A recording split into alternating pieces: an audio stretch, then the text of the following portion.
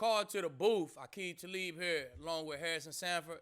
We got my dog, two-time All-Pro, four-time Pro Bowler, NFL OG, Andrew Whitworth on the show today, man. It's going to be a great conversation. You don't want to miss it. Paul, drop that beat.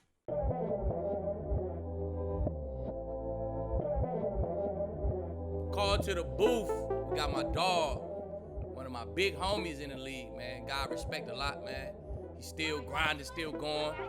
Left tackle for the Rams, Andrew Whitworth. You know what I'm saying? What's up, Big Whit? What up, baby? What's up, Keith? I'm all good, man. How LA, man? You know, I miss it. You know what I'm saying? How's it treating you, baby? Weather good, body feel good. You know, I ain't got that cold no more, so I'm good. Out there playing golf, working out, you know, hanging out, Getting to it. That's what's up, man. Y'all. You already know how I feel about you personally, bro. What you bring to that team. With you out there, you already know they gonna be straight, man. How you feel though coming to this? What you is, man? What year is this for you? Man, year 16. You know, yes, it's long. Sweet 16. Woo. Year 16. You know, one, it's the body, and then two, some of these young heads just try to hear what they thinking about. It changes every year. It's totally different. Yeah, you got to stay sane. You got to stay sane in that locker room, man. But you know what I'm saying? We entertainment for them boys because, you know, we got stories for days. You know what I'm saying? They don't get bored with our stories and shit neither. No, they want to know what a two-a-day is, or well, hold on, y'all wore pads twice in the same day? Like, yeah. Hold on, y'all ain't used to have to wear pads at all, like in your pants, like. Yeah. You know what I'm saying? I remember them days. I used to go to practice with nothing but tights on. You know what I'm saying? Just my football pants, no pads, bro. They don't know nothing about that. Nope, nothing. Whit, it's a pleasure to have you on.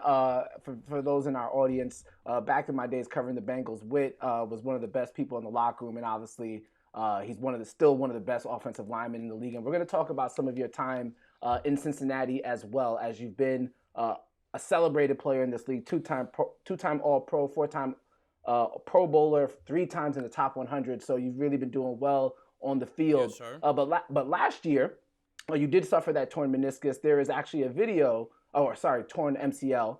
And there's a video actually of how you're trying to get back on the field and trying to get back to the best form that you can. Take us through this video of you pushing this truck and what was behind it. Yeah, I mean, you know, just trying to find something to do. We've been working out because of COVID and all that. You know, we working out at the house, and I changed the garage into my gym, and I got a bunch of the old line guys come over, and we get after it. And one of the guys had a truck, and we're like looking for something to do. So we're like, leg day, let's do it. Why not? So I got my old self back there and started pushing, man. And next thing you know, I found a workout. That's it. You know what I'm saying? You gotta keep up with these boys, man. You see Camaraderie, he doing ballet on a physio ball. You know what I'm saying? We got to find a way, bro, to keep up with them. I'm too old to get all those contraptions connected to me. I don't know how them guys even get in those positions. Exactly, though. But body feel good, though. You know what I'm saying? Locker room good. State of the team good out there? Yeah, man, I feel good. You know, obviously last year, you know, I actually ended up tearing my MCL and my PCL. And so obviously the PCL was a little more of the challenge just because that's your stabilizer. So, you know, it's a lot of strength in that. It's called the car wreck injury for a reason. And so that part's been a challenge, but I'm looking forward to it. I'm looking forward to coming back and being with the team. And obviously we've had some change, and you know what? I'm always down to ride. So we'll see what happens.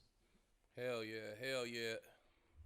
Would love to talk to you about Matthew Stafford and his addition to the team and as he replaces Jared Goff. But before we go there, now you're talking about the injury with how much is that playing a factor into your determination to have a great season? Obviously, with your years in the league and your age, you know, Aqib made his retirement decision last year, and I think he's very much at peace with it. How are you evaluating how you want to close your career, and is the absence of a Super Bowl ring and you not wanting to go out, you know, on the back end of an injury, is that what's fueling you to come back and be the best version of yourself?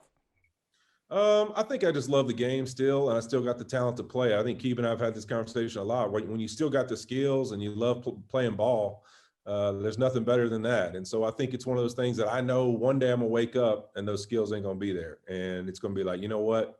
It's been a good ride. I gave it what I had, but I ain't got it no more. And for now, while I still feel like I can do it, and I still feel like I can play at a certain level. To me, it's a certain level I got to be able to play at to still play. Right. I want to just walk out there. And as long as I can still play at that level, then I'm in. But if not, you know what? I'm going to walk away and I'll be fine with it because I've always given it what I got. I've always been down with my teammates and just played ball and loved it.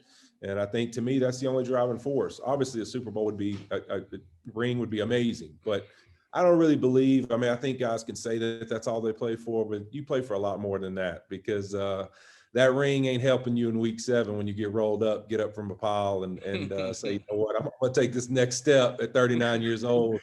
That ring don't mean jack to me right then. They can keep that thing, but you better be determined that you want to play this game every time you step on that field. And that to me, that's what matters. Hell yeah. I think you hit it on the head, bro. I feel like they go hand in hand. You know when you don't want to play no more because you ain't playing at the same level no more. And you probably ain't playing at the same level no more because your body don't feel the same. You ain't as healthy. You know what I'm saying? So they go hand in hand, man. When you will start feeling like this, and I'm starting to get beat. And you be like, nah, we got a standard, Whit. You feel me? We got a standard. If we ain't at this standard, then I'm cool. You know what I'm saying? And that's what I was. As soon as I start feeling like I'm coming off that standard, I'm good. I'm out of here. Been a great run. I'm happy with it. You know what I'm saying? Left tackles and lockdown corners, the same thing. You know that island's going to exist. And the moment you say it in your head, man, I don't want to be on that island right here. It's probably time to go, right? It's time to go, baby. If I start having that feeling, I need a ride. We always say that, man. O linemen and DBs is the same, bro. We got to be on the same page. We don't know what they don't know what the D lineman doing. We don't know what the receiver's doing. You know what I'm saying? We got to work. I got to work with the dude next to me. It's like we the same. You feel me? We got to be together. It's like why you see the O line, you see the DBs. You might see a running back walking by himself. You might see a receiver walking by himself. O linemen and DBs, they always together, bro. I'm telling you. Got to. Nobody wants to get caught on that summer jam screen for sure.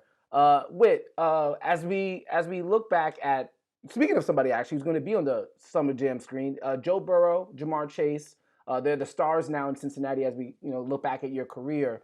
And you kind of started that pipeline of LSU players too, going to Cincinnati, going to the jungle as they would call it.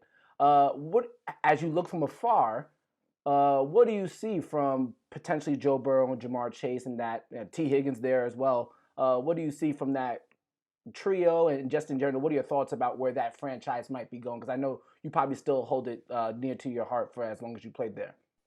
Yeah, I mean, I think obviously the LSU pipeline that they've started to kind of create is a good thing. And I think you see when teams start having success in college football, pro teams start noticing. I mean, much with Alabama and other schools, and they say, hey, you know what? There's a reason these teams are winning. And I think Joe Burrow is no different than that. I mean, that dude is really special. I had the opportunity when I was injured this season. He actually, got injured as well and was out here and had his surgery. And I reached out to him, didn't really know him, just knew we had a similar past, and said, hey, man, we want to come some Sunday and chill with me, and I'd love to get to know you or whatever. So he came and we watched some games together, and it was a cool opportunity to sit with him and just hear how he worked and how he ticks. And he's different.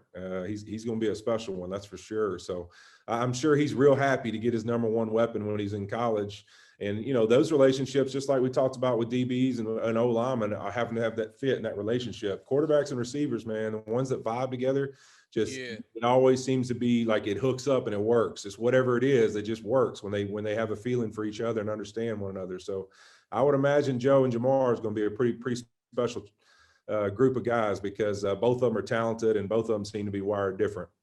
We still didn't get to Carson Palmer, who you were with in the Cincinnati Bengals. Obviously, it's a similar situation with Aaron Rodgers, who might be trying to force his way out of Green Bay. Can you take us back to that time in Cincinnati and what it was like, and how did you view all the maneuvering that was taking place? Yeah, it was tough, man. I mean, you really look at it, that franchise for us, it was different. We hadn't won much. We'd had one winning season where we won the division in 2009, and then had a really bad year in 2010. And I think some things happened between ownership and Carson or management or whatever, and he got upset. And I think for me, like seeing it now, I have a much different view of it. I think not much different, but a little bit. I can understand a little bit of the frustration of some of the things better now that he was going through after my time there. But it was really tough at the time because he was like, he was the highest paid player on the team in a market where in Cincy ain't nobody getting paid. So you making all the money basically. And, and it was kind of one of those things where, really our success was going to be driven off of him being there. At least that's what we thought. And so as a young guy, I mean, he was our captain. I was looking up to him, and like at that, I'm sure there's some young guys in Green Bay that don't understand the situation right now.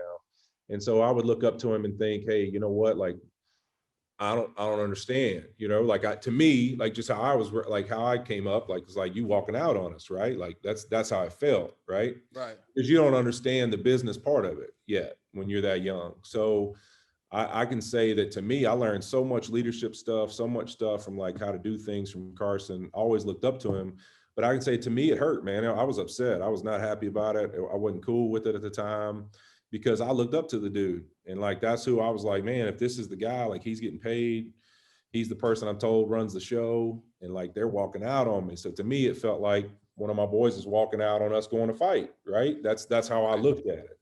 Now I can see where there's things maybe that I didn't understand, but at the time, I think it's harder. It's probably going to be a lot easier for the veteran players to understand the situation and a lot harder for the young players. But I think the difference that I would say where I'll give Aaron credit is that Aaron's at least, from what you can see from the guys that have talked, at least talk to guys. Like he's kind of like, hey, I'm going to say where I'm at. Where I wasn't cool with Carson, his situation, like, and all the respect for him, like guys didn't have any clue where he was at. Like, like he was just like, hey, I ain't coming. I'm not talking to nobody. I'm out. Like, peace. And so I think that was a tougher situation than this one is. This is a little more, everyone can tell that the Packers have done Aaron Rodgers pretty bad in the sense of like, not payment, but you can tell they ain't giving him any help. I mean, we can look at the draft and we can easily solve that argument. Pretty simple. And how they've done things. So I think this one's pretty more out in the open. And so I think it's gonna be a different situation, but I still bet there's a lot of young guys there that don't understand. Definitely. It's definitely young guys there who all they see is the cash. You make this cash. I see what you do on the daily, bro. Why? What else can he complain about? It's I kind of look at it like that. But like you said, man, there's a whole bunch of stuff that go into that stuff, man. But somebody get tired of being there, he burnt out. The relationship is like a relationship. You know what I'm saying? Once it's over, once it's lumps in it and it's, get ruffled, it never stopped, man. So that's the business side. Yeah, I mean, I understand it because I when I became a free agent, after 11 years in Cincy, gave my heart and soul there. I remember, because of things that had happened in the 2 years prior to that, like it was basically like, hey, you guys are gonna have to recruit me like you never met me before, or I'm leaving. Or somebody else could get me. This is where the relationship is at this point, and so I think that's what I understand better now is that point right there that Keith just made, is that it is like a relationship, and when it starts to sour and end, people just want out, and that's it. Simple as that. But speaking of quarterbacks, though, man, we got a new quarterback in town in LA. You know what I'm saying? My dog JG, man, he was our brother. You know what I'm saying? But hey, business is business. We all know that. We know how the business go. Stafford in the door, JG gone, man. How big Whit feel about it? Yeah, I mean, obviously, it's always tough when you lose somebody that means a lot to you in this game. But, as you and I both know, when you play long enough, you see crazy stuff happen every single year in the league. And it's the one thing you can count on is you're going to lose teammates, and teammates are going to move somewhere else, and crazy stuff's going to happen. So, it's one of those situations. And then now here where we are with Stafford in the building, obviously a guy you watch from afar and man, what a talent he is, and just a man. I mean, you've seen this dude play some tough stuff. Yeah. He's obviously wired up the right way. Hasn't had, really the teams probably as the talent level he's played with, has struggled at times and throughout his career. They're really putting together a winner there. But man, the dude can sling it. He can play, and he's tough as nails. So it'll be fun to get to know him and get out there together and see what happens. Yeah, definitely. I'm excited to see, man. I ain't gonna say I was a huge fan of the switch, but Matt Stafford is Matt Stafford. You know what I'm saying? So he done put in enough work where he get in the right situation, he could do his thing. So I know how that machine roll that Sean got going. I know how that machine goes. So I'm excited to see him, you know what I'm saying, under center for y'all boys. And I'm ready to see what y'all boys gonna do, man. It's them teams who be right there. That's how I go. Them teams, they be right there. They be right there. They be right there. Then eventually one year, boom, they hop over that hump. So I'm excited for y'all boys. Yeah, I think so too. I mean, you look at the matchup of a veteran, mature quarterback with Sean, and really the way he thinks. I mean, I think that's something that it really, when you go down, you can fight the trade and all those things a million different ways. But when you really look at it, it is kind of how Sean wants to roll and how he wants to do things. A veteran that's kind of been through a lot of stuff and can handle all the complexities of everything he wants to do right now, right in this moment, because Sean's a right now guy. Right. I think it could be a good marriage for sure. Yeah, Matthew Stafford and you guys are going to have a tall task at hand. Aqib and I have talked about it often, and this was last year, and I think it's only gone up. Your division is tough. Aqib, can you just give him your breakdown of the NFC West, and then if you can give him your kickback on it? Man, I say the NFC West.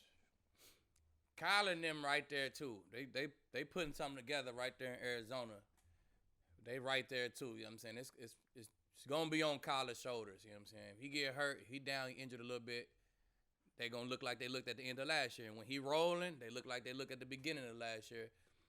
So we already know Seattle and San Fran, they can catch fire and be the number 1 seed at any time. Same with the Rams. Now we got a vet quarterback in, man. So I honestly think NFC West and NFC East gonna be the teams this year. I don't know why I keep thinking NFC East finna jump out. That division just never saw it that long. You know what I'm saying? If everybody stay healthy from all them teams, I think they're gonna be good. But I think it's gonna be the NFC West, NFC East who have all. They're gonna have the number 1 seeds. They're gonna represent the whole wild card. Gonna come from them 2 divisions, man. Them the best 2 divisions in football. I mean, in the NFC, in my opinion, gonna be this year. So NFC West, I like 3 teams to go. 3 teams to represent in the tournament. Yeah, I agree. I mean, I think you look at our division, man. It's this is going to be, when you really look, like when I played in the AFC North at one time. I mean, Pittsburgh and Baltimore and everybody was so good, right. And it's like, but they were kind of wired all similar. Like what I think is really interesting about this NFC West is, man, you got 4 teams that are good and they're all way different than each other. Like they all kind of do stuff differently. Like there might be more defensive structured, offensive structured, everything. You got a little bit of every kind of team in it. And that's what's interesting to me. I mean, people forget, you give San Fran the credit for the injuries this past season, but people forget that Arizona beat them healthy on healthy to start the season last year.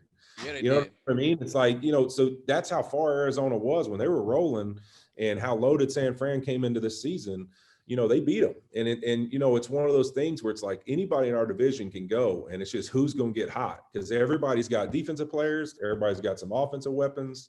It's like which team comes out and then gets hot and maybe gets the schedule the right way, which will be interesting coming this week. Who stay healthy? I think all 4 teams, it's like if you're healthy and the schedule works out right, man, they got a chance to make a run. Wait, actually looking at that NFC West, I mean, the pass blocking assignments that you might have, I mean, there's some great talent. Obviously, we already know what the 49ers do on the defensive side of the ball. You got your guy, Carlos Dunlap, over in Seattle. You got J.J. Watt now with the Arizona Cardinals. Chan Jones. Yep, Chandler. There you go. Before we get to your top 5 pass rushers and top 5 offensive linemen, I want to know, what has been your favorite pancake block moment? Oh, man. I'll try and spare the DBs because I don't feel like that's fair. Hey, I was just going to ask you, Whit, don't say it was a DB, Whit, please. You know what? I mean, I don't know. Obviously, I've had a lot of fun ones over the years. I think probably like 2 of my all-time favorite probably blocks, probably more sentimental than like the play, is my first NFL start ever. As well, not my first start left tackle ever. My rookie year, I played against Mike Rucker and Julius Peppers with the Panthers back when they had Chris Jenkins and all them. They were unbelievable on defense. Right. And I remember we had like a lead play and I pancaked Mike Rucker. Now, it's a total rookie story. I pancaked him. I remember like being who I am. I'm standing over like screaming at him, like talking smack. Like I'm feeling good. 2 plays later, we call the same play, and he okey dokes me and just whoop, like completely whiff. He blows the running back in the backfield. He's like, "Talk now, Rook." And I'm like, "Oh man!" But hey, I had my moment for like 3 minutes, I was shining. I'll never forget right? it. For 3 minutes, I was on top of the world. But that's one of them. And then I got a pretty good one. Albert Haynesworth, when he was his last year in Tennessee before he signed that huge deal with the Redskins. I got him really nasty on a play action pass where I actually picked him up and body slammed him, and we ended up getting in a huge brawl. But anyways, that ended up being like probably my favorite all-timer, just because that was like my, I was starting to play really good, getting some notoriety, and it was like he was on top of the world. That was his contract year. And it was like I came, had this moment with him where I pancake him and everybody goes crazy and we get in a big fight. And it was like a cool moment of like coming up and people starting to respect your game. So that's probably my favorite. Go ahead. Aqib, I'm going to need to know now,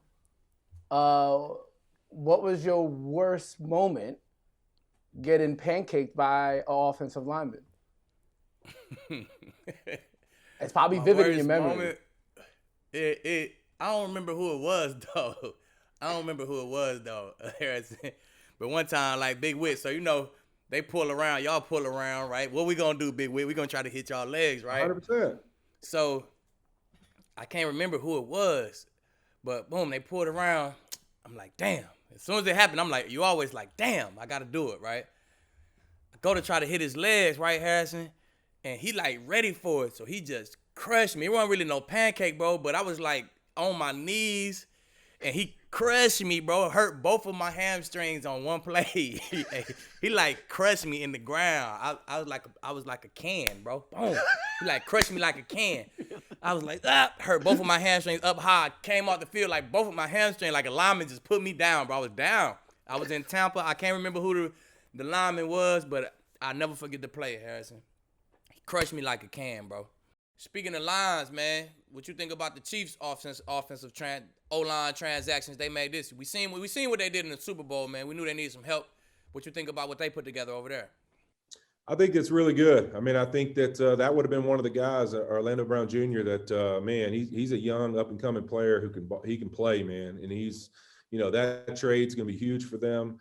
Adding some of those pieces they did inside with really good guards with Long and then Thuney. And, I mean, you know what? I think that they're going to have an opportunity where, I mean, as good as we've seen Patrick Mahomes, as good as we said this offense is, man, now you're talking about a big physical offensive line that's going to give him time. I mean, I think that's kind of scary in my book, honestly. I mean, I think that, not that the guys before, I'd say that Mitchell Schwartz was a fantastic pass protector and a good football player, and I would say that really now, though, he's going to have not just a good group, but like a group that could be special every week and really be like a reason they win. And you give a special QB like him that, man, they're going to be a tough offense to deal with for a lot of reasons. But now to say that up front, they're going to also move folks and everything else, that's scary. They're going to be really good. But you also knew that's one of the reasons they were going to struggle in the Super Bowl, just because when you lose two dynamic tackles like that, one, you might could figure out a way to slide protect and help, but you lose that second tackle, that second corner to where you can't help either direction. Right. Woo! You know what? It's going to be a long day. You're going to be hard pressed winning that game, boy. Yeah. It's going to be tough. That's for sure. Especially when you play a team like Tampa that had two good edge rushers. Now you're in trouble when you can't help one or the other. We talked about the Rams, and I can't believe we've talked so long, and we still haven't reflected on the Super Bowl. Man. What sticks out to you from that Sunday? I'll let Whit go first. You know what? I think one of the things biggest really from the week and the whole experience, like people can tell you about it all they want and they can say, oh man, like this is going to happen. That's going to happen. But like, until you live that week, you got no idea what Super Bowl week's like. It's just unbelievable. I can remember like through the week just trying to figure out like, dang, like the schedule and how weird everything was. I'm like, where am I?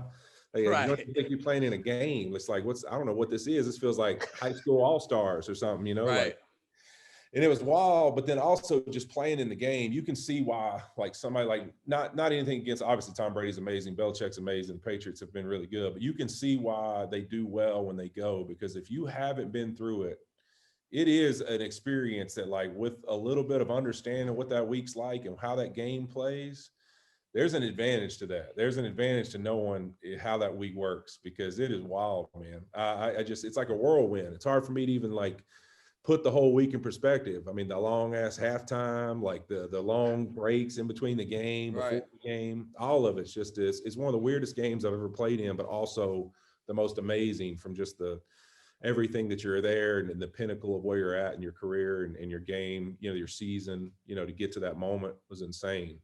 But it's hard to put in words what that game's like unless you've actually done it. Do you remember having any moments with Whit, like you're boosting up your guy who's getting his first crack at a Super Bowl? Like, do you remember any individual moments, like maybe just with guys like Whit who are just getting their first crack at it? Obviously, you haven't won in Super Bowl 50.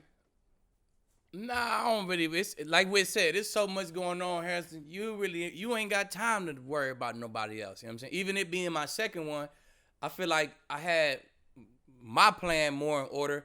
So, you know what I'm saying? I just tried to make sure that the DBs, make sure everybody know what we doing, man. Throughout the week, I just got to make sure, man. Make sure y'all niggas studying.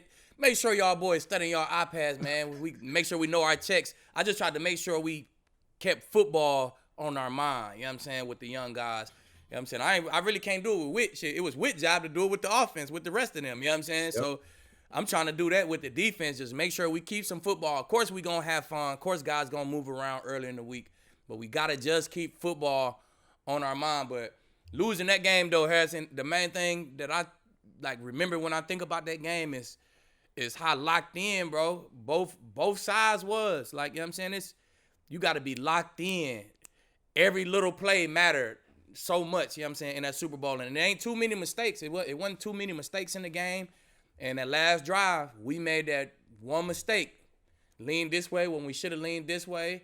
And boom, they catch that pass, and whoop, that's all it take. You know what I'm saying? It's just how many few mistakes it was in that game. That's what I remember, man, on both sides of the ball, honestly. Yeah. Really, I wonder what – go ahead. Yeah, it really was. I mean, you look at it like for them, that drive and then the drive, actually like two drives before that offensively, we have a huge long run into their territory and it gets called back on kind of one of those where the NFL tells you, sorry, we called holding, you know, right. Either our center or our guard type, you know, a big run that like changes the whole complexity of the game, you know. That's and like so a big punch in a fight, you know what I'm saying? That's going to stumble you a little bit. We need that. Yeah, we down in their territory for the first times. And, you know, it's one of those things in that game, man, it really does come down to so many little tiny things that it's just, that's why I say, like, if you've been through it or you've been in that moment and just handle a couple little things better than the other team, you got such a chance to win that game. It's an advantage. Hell yeah.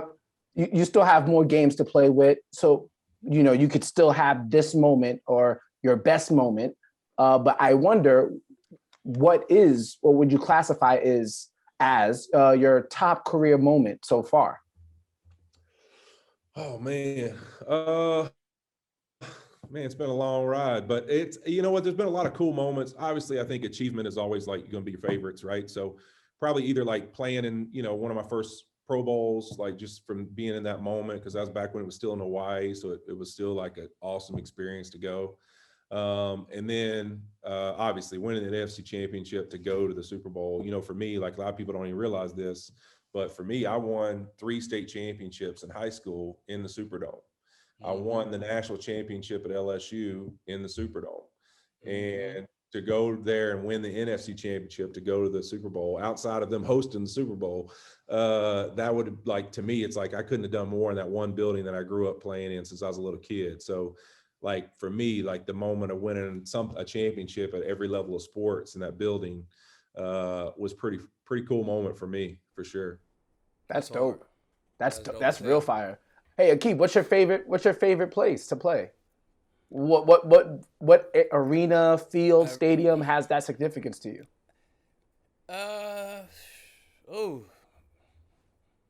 Favorite place to play?